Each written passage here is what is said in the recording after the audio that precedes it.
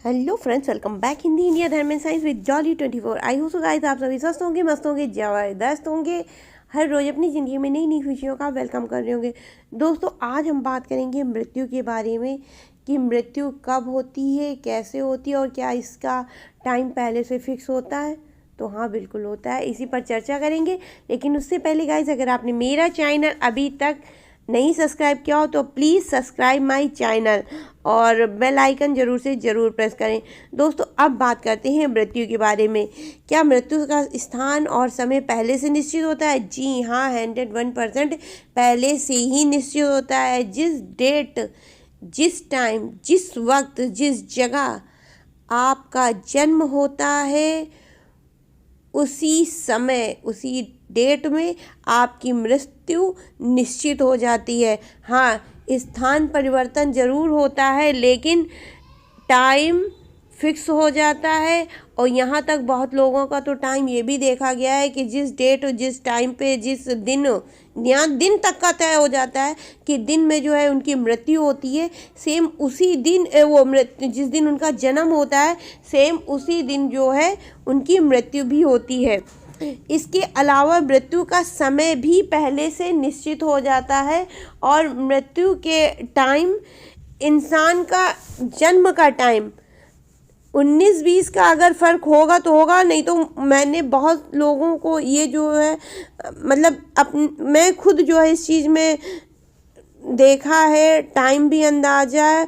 और ये चीज़ कई लोगों पर जो है हमने प्रैक्टिकली महसूस किया है कि उनका बर्थ का टाइम और उनकी मृत्यु का टाइम लमसम सेम हुआ है। यहाँ तक डे जो है इस प्लेस भी सेम थी, लेकिन सबकी ऐसी नहीं होती है, लेकिन कि सबका ऐसा हो जाए। कुछ लोगों का, अरे मैंने 50-60% ये चीज़ देखी है कि इंसान उसी डेट, उसी टाइम पे मरता है जिनका बर्थ होता है।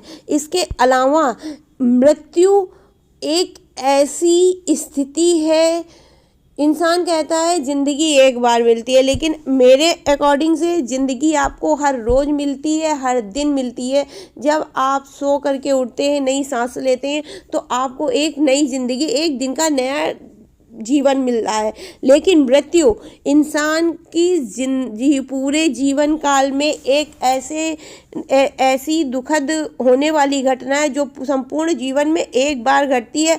और वो भी कब घटती है? जब आपका शनि और शुक्र, वो शनि और राहु और केतु, सॉरी गलती से शुक्र बोल गए, जब आपका शनि, राहु, केतु कुंडली में तीनों केंद्र पर आ जाते हैं और इनकी स्थिति बहुत ही ज़्यादा ज़रूरत से प्रबल बन जाती है, तो उस टाइम इंसान मृत्यु को प्राप्त हो जाता है। उसकी मृत्यु 100% हो जाती है। और इसका आप जो है कभी भी देखेंगे तो ये किसी न किसी घटना के माध्यम से बनती है। या तो इंसान ज़रूरत से ज़्यादा बीमार पड़ जाता है, या तो उसकी जो है एक्सीडेंट हो जाता है, उसके शरीर में खून की कमी हो जाती है, कहीं कोई बीमारी, कहीं मतलब मृत्यु, भगवान सीधा सीधा कभी भी अपना हाथ नहीं लेते हैं किसी के भी। हाँ, कहीं हो गया, एक्सीडेंट हो गया या कुछ हो गया, वो बात अलग से, वरना भगवान मृत्यु का कोई ना कोई माध्यम बनाते। कोई किसी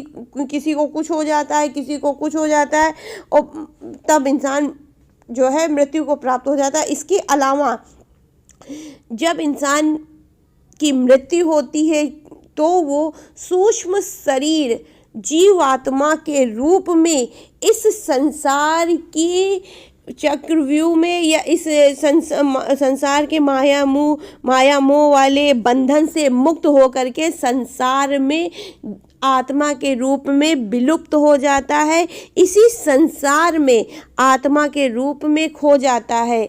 इंसान के शरीर की मृत्यु होती है पर आत्मा की मृत्यु कभी नहीं होती है। आत्मा सदैव अजर अमर है। वो हमेशा एक नए शरीर का चोला पहनकर इसी पृथ्वी पर, इसी प्रकृति पर अपने जन्म कर्म जो भी उसके इस जीवन काल में कार्य अधूरे रह जाते हैं उनको वो पूर्ण करने के लिए फिर इसी संसार में वापस वो जन्म लेती है, वापस वो आती है। और ये जन्म मरण का बंधन उस वक्त तक चलता रहता है जब तक कि इंसान संपूर्ण रूप से अपने कर्मों के बंधन से मुक्त नहीं हो जाती है। और ऐसा निरंतर हमेशा, और सच पूछो ये हम सभी के जीवों के जन्म का कारण है, क्योंकि हम हर चीज़ से मुक्त हो जाते हैं परंतु अपने कर्मों के बंधन से कभी नहीं होते। इसके अलावा जब हम मृत्यु को प्राप्त हो जाते यमराज देव हमारे शरीर को ले जाते हैं, हमारे जो है पूर्वजों के भी शरीर को ले गए हैं, लेकिन आत्मा सबकी वापस इसी लोक में आई ज़रूर है। और हर किसी का कुछ ना कुछ सामान सबके घर में पड़ा रहता है। तो लोगों के दिमाग में एक बहुत गलत भ्रांति है कि जो मर जाए उसका सामान इस्तेमाल नहीं करना चाहिए। तो हम ये आपसे सवाल पूछेंगे कि रीज़न कृपया हमको भी बताएं क्यों ना करना चाहिए। क्योंकि मेरे हिसाब से जो इंसान मरता है वो सभी अपनी एक जीवन चक्र को पूरा करके आता है, बच्चा बन करके बड़ा होता है, फिर उसके बाद में अपने कर्म धर्म करता है और फिर एक अच्छा जीवन यापन कर करके अच्छा होता है। किसी का अच्छा होता है, किसी का बुरा होता है। देखिए ये इंसान के कर्मों पर आधारित है कि उसका जीवन चक्र कैसा है, अच्छा है कि बुरा है। बहुत लोग जवानी में ही चले जाते हैं, बहुत लोग बुढ़ापा आता है, बहुत बच्चे ही बाल अवस्था में ही आते हैं और ख़त्म हो जाते हैं। तो जब इंसान आता है भगवान के हिसाब से जन्म होता है उसका, भगवान जब चाहते हैं तब जीव, किसी भी जीव के जन्म के पीछे संपूर्ण रूप से भगवान का हाथ होता है। तो हर इंसान की एक जीवन लीला यापन होने के बाद क्या उसका छूटा हुआ सामान इस्तेमाल नहीं करना चाहिए? मैं बोलती हूँ करना चाहिए, 101% करना चाहिए। क्योंकि जो इंसान मरा है वो हमारा भी कुछ होगा, हम सभी का जो भी देखिए सबकी तो मैं बात नहीं यहाँ पे कर रही हूँ, आपके पितृजनों की, आपके पूर्वजों की बात कर रही हूँ। अब बहुत से लोग तो इतने ज़्यादा विशाल हृदय के होते हैं कि कोई दूसरा भी अगर मर जाता है, उसका सामान पड़ा होता है तो वो उसको भी ला करके अपने जो है घर में इस्तेमाल कर लेते हैं। पर जब वो इंसान अच्छे कर्म करके मरा हो, अच्छा जीवन जी के मरा हो, और बहुत से लोग जो है सिक्का लुटाए जाते हैं तो वो जो है अपने बच्चों को ला करके पहना देते हैं, कहेंगे अरे इतने साल की हो करके मरी और जो है उन्होंने बड़े कर्म के अच्छे किए थे, पनाती छनाती देख करके मरी, उनका तो ज़रूर पहनाना चाहिए। और इसके अलावा बहुत लोग अपने पूर्वजों का जो है कपड़ा वगैरह रखे रहते हैं, कहते हैं कि ये मेरे बच्चों के बच्चे होंगे तो मैं उनको ये जो है कपड़े, लंगोटी हो गया और जो भी होता हो XYZ कपड़े बच्चों के जब होते हैं तो वो कपड़े जो है बना करके उनको पहनाएंगे, इससे उनका आशीर्वाद लगेगा।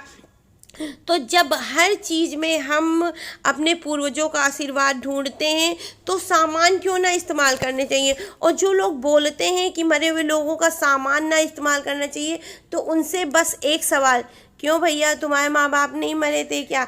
तुम्हारे घर में कोई पूर्वज तुम्हारा नहीं मरा क्या? सब परमानेंट जिंदा ही है। और अगर किसी का कोई बीमारी है, कोई कुछ ऐसी चीज़ है जिसकी वजह से उनका कपड़ा छुआ नहीं जा सकता है, या कोई बहुत ज़्यादा बहुत से लोग होते हैं कि उनको आप छू नहीं सकते हैं बहुत बुरी स्थिति में, तो जो वो कपड़ा उस टाइम यूज कर रहे हो अपनी बीमारी में, उनको बिल्कुल मत छूइए, उनको आप जला दीजिए, उनको किसी न किसी तरह से इस मिट्टी में मिला दीजिए। लेकिन उसके अलहदा जो भी आपके पूर्वजों के कपड़े हों जो सही हों, जिनका आप इस्तेमाल कर सकते हो, उनको बिल्कुल रखिए अपने पास, बेशक रखिए, और उनको अपने बच्चों को दीजिए। उनको देखिए, सभ्यता और संस्कृति का विकास करना इंसान के अपने हाथ में। आप अपने बच्चों को अपने पूर्वजों के कपड़े दीजिए और उनको बताइए कि ये हमारी मेरी तो खैर मम्मी थी, और इसके अलावा ये हमारे बाबा के हैं, ये हमारी दादी के हैं, और इससे उनका आशीर्वाद उनके पास पहुंचेगा, क्योंकि कपड़ों में हर इंसान की वाइब्रेशन होती है, हर इंसान के अच्छे बुरे कर्म उसके कपड़ों में ही निहित होते हैं, क्योंकि इंसान जब कपड़ा पहनता है तो उसके सारे चीज़ें उसके अंदर चली जाती हैं, और जब हम वो चीज़ उस इंसान से कि किसी दूसरे को देते हैं या पहनाते हैं तो उसका आशीर्वाद भी लगता है, उसका पुण्य भी लगता है, साथ में उसका जितने भी अच्छे कर्मों का फल होता है वो भी सब हमारे बच्चों के अंदर में आते हैं। तो जितना हो सके मरे हुए लोगों का सामान मत फेंकिए। देखिए, हम अगर अपनी बात करते हैं, मुझे भी बहुत से लोगों ने कहा कि तुम अपनी मम्मी का ये ना यूज करो, वो ना यूज करो, वो मतलब कहने वाले लोग हैं, जिनका जैसा मुंह वो बोलेंगे। हमारे मुंह से सिर्फ एक बात निकली, हम अपनी मम्मी का क्या नहीं यूज करेंगे भैया। घर मेरी माँ का है, हम मेरी माँ के हैं, हमको तो पैदा भी मेरी माँ ने किया है ना, तो हम अपनी मम्मी का क्या नहीं यूज करेंगे। हमने अपनी माँ का एक भी सामान नहीं फेंका। यहाँ तक लोग सुहागन औरतों की चूड़ियाँ कहते, अगर कोई सुहागन औरत मर जाए तो उसके हाथ की चूड़ियाँ कभी भी फेंकनी नहीं चाहिए, ना किसी को देनी चाहिए, हमेशा अपने पास रखनी चाहिए। और अगर कोई आपका बहुत ज़्यादा प्रिय है, औरत कोई भी हो गया आपके परिवार में, तो उसको भले दे दे। कहते सुहागन औरत के हाथ की चूड़ियाँ जिसके पास होती हैं वो इंसान सुहागन ही जो है मृत्यु को प्राप्त होता है। और अगर कोई औरत सुहागन मर रही है तो उसके लिए वो बड़े गर्व की बात है। आज की डेट में भी मेरी मम्मी को मरे हुए 8-9 साल से ऊपर हो गया है, पर मैंने आज भी उनकी वो चूड़ियाँ रखी हुई हैं जो कि वो पहने हुई थी और इस दुनिया से चली गई।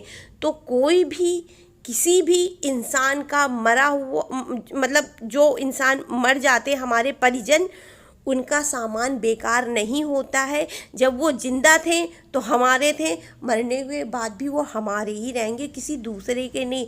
उनका सामान आशीर्वाद समझ के आप अपने पास रखिए, अपने बच्चों को दीजिए, उनको पहनाइए कि उनका आशीर्वाद उनको रहे। मेरे पापा ने, हम अपने पापा की बात करें, मेरे पापा ने अपने पापा के पापा की धोती, पुराने ज़माने में जेंट्स लोग धोती पहनते थे, उनकी धोती रखी हुई है। और जब किसी चीज़ की अच्छी चीज़ के लिए वो जाते हैं, उनको वो काम हर हाल में सक्सेस करना होता है, तो वो धोती अपने साथ लेके जाते। कहते मेरा मतलब ये हमारे बाबा के बाबा की धोती है, इनका आशीर्वाद हमको लगेगा। तो पुराने लोगों का सामान हमेशा आशीर्वाद देता है, आपको अच्छा वाइब्रेशन देता है। उन जो आपके परिजन हैं उनके सामान से कभी भी पीछा छुड़ाने वाली भावना से बाहर मत फेंके, अपने पास रखें।